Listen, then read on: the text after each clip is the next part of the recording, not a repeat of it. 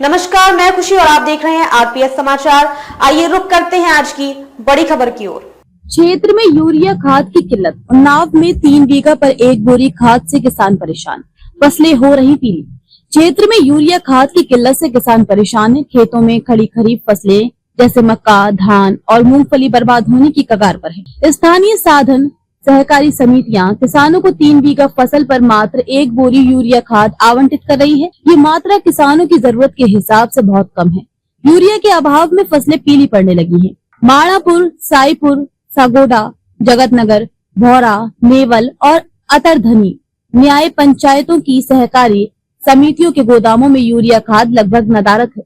इससे किसानों के बीच चिंता बढ़ गई है। धान की पैदावार में भारी गिरावट की आशंका है। ग्राम परशुरामपुर के नवाब अली और रामशंकर जैसे किसान यूरिया खाद के लिए कई दिनों से सहकारी समितियों के चक्कर काट रहे हैं।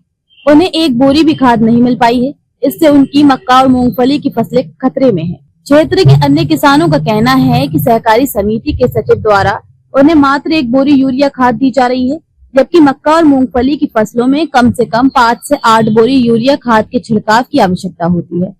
किसानों ने चिंता जताई है कि अगर समय पर पर्याप्त यूरिया खाद उपलब्ध नहीं हुई तो उनकी फसलें पूरी तरह बर्बाद हो सकती हैं।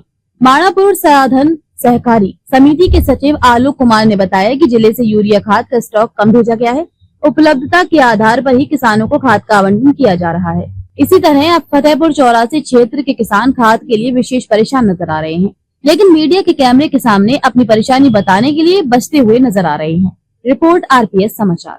खबरों में अब तक के लिए बस इतना ही। फिर होगी आपसे मुलाकात ऐसी ही एक और बड़ी खबर के साथ। तब तक के लिए नमस्कार और देखते रहिए आरपीएस समाचार। ऐसे ही लेटेस्ट अपडेट्स के लिए हमारे चैनल आरपीएस समाचार को सब्सक्राइब करें और तुरंत नोटिफिकेशन पाने के लिए बेल आइकन प्रेस करना ना भूलें। अगर आपको हमारी खबर पसंद आई हो तो इसे ज्यादा से ज्यादा लोगों तक जरूर पहुंचाएं।